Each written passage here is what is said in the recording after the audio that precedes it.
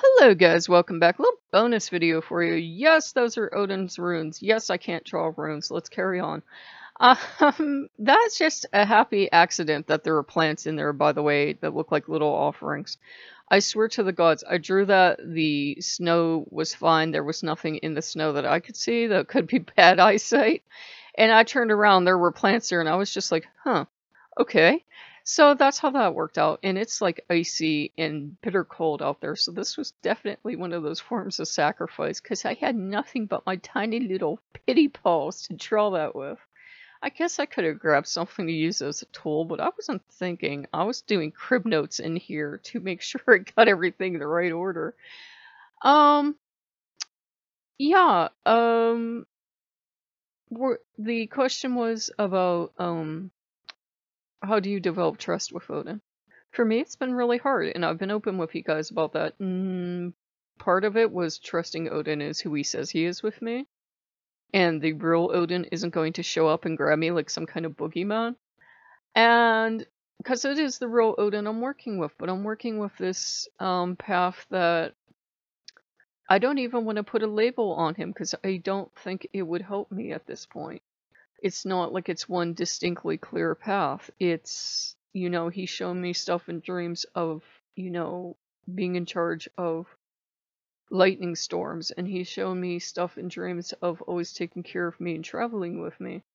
So it'd be easy to say, well, it's a traveler, but he also shows me a sweeter side of starting that board and doing stuff like this, because this is a little thing of magic that I usually do for Loki, but I did it for Odin this time because Odin said, how come Odin never gets it? And I just kind of looked at him and I said, do you know how long and hard I've searched for your runes in a heart or loving stuff from Odin?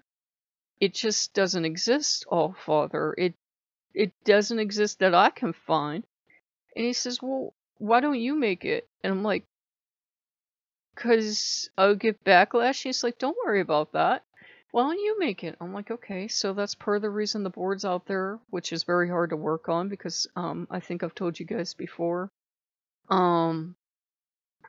We go from peaceful to neutral at least, and it's very hard to find because a lot of us love and adore the warrior side of Odin and the dark grim side of Odin, but that's not all there is to him. And I think that's the point he's trying to make with me. And I think for a lot of people that do meet this side of Odin that's more peaceful and inquisitive and into everything, don't know what to make of him because we're going out into uncharted territory because this isn't like Odin forgot he's a warrior or Odin forgot who he was.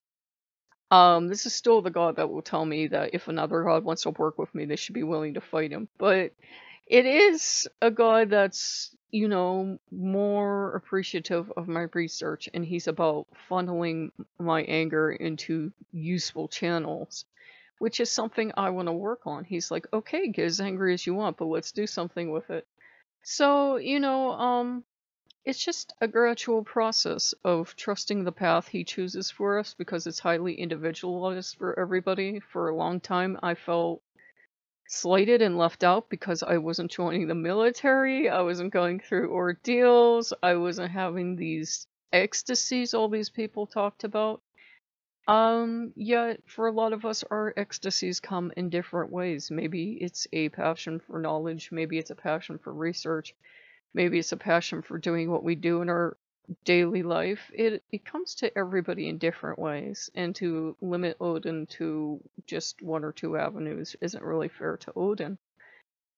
And I think people have trouble dealing with that. And the interesting thing was the article I looked up today. I know, I said no more articles, but I always do. They talk about, he got kicked out of Valhalla for a while, for like a decade, because he's willing to practice any kind of magic available to him, including women's magic, and he doesn't care if that ruins his reputation and it would make a man seem effeminate. He doesn't give two shits about that. What he cares about is, getting the knowledge, getting the power, getting the magical workings, which is incredibly progressive on the Allfather's part. So it's just a thing of trusting that a God willing to do that, a God willing to go the distance for any kind of knowledge, is who he says he is with me, and we're working the path we're working because it's, in his estimation, the best possible path for me. And it's just, to me, it takes time to build the trust, like it did with Loki. With Loki, you know, when he first comes around, you see all this stuff and you start, oh my god, no, go away. And he won't. And Odin's shown me he's encamped. He's not going anywhere, so we're going to have to work on the trust. It's not like, I don't trust you, I don't like you, go away. And Odin goes, okay. No, Odin's like, I'm encamped. You can either trust me or not trust me, but we're working together. So it's a day-by-day process.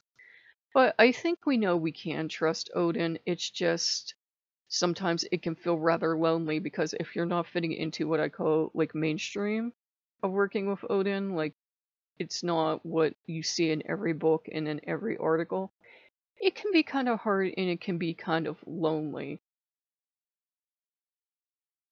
But, you know, we each get to walk our own path, and we'll look back, you know, when we were so far down that path, and we'll be like, oh, that's why you have me on this path. And he'll be like, what did I tell you?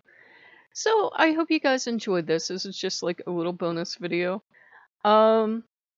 It can be hard trusting Odin, and it can be hard trusting that, you know, we're actually working with Odin, especially if he's not matching anything we've heard of in our lore or our other people's experiences. But some people are saying that's because he's evolving, and some people are saying, well, it was always there, but that was destroyed because by the time the Christians wrote the stories, they needed to villainize Odin, and any peaceful, loving parts they had to leave out. So they made this off-kilter god, and they took out all the, you know, what they would consider good parts. Because, you know, they couldn't have a loving god who watched over his people, because that would be in direct competition with their gods. So they had to kind of, when they wrote down our stories, they had to kind of make our gods look as bad as possible. And again, I never tell you guys stuff to make you mad at Christians. Maybe just that's a modern idea of a very loving, kind, and cuddly god. But I've learned with Odin that anytime you say he can't do something, that's when he will.